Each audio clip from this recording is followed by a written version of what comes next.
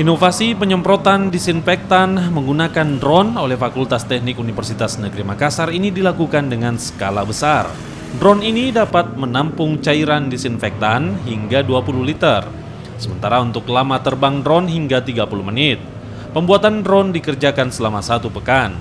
Inovasi drone ini digunakan untuk penyemprotan disinfektan dan telah melalui sejumlah uji coba.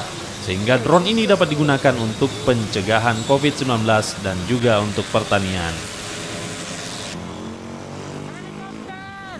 Kita rancang dalam suasana COVID, lalu spesifikasinya itu adalah berat frame drone ini, beratnya ini 19 kg ini semua, sebelum ada muatannya kan. Lalu daya angkat normal itu 43 kg. Lalu daya angkat maksimalnya itu 60 sampai 60 maksimalnya. 60 ya, kilo. 60 kg maksimalnya.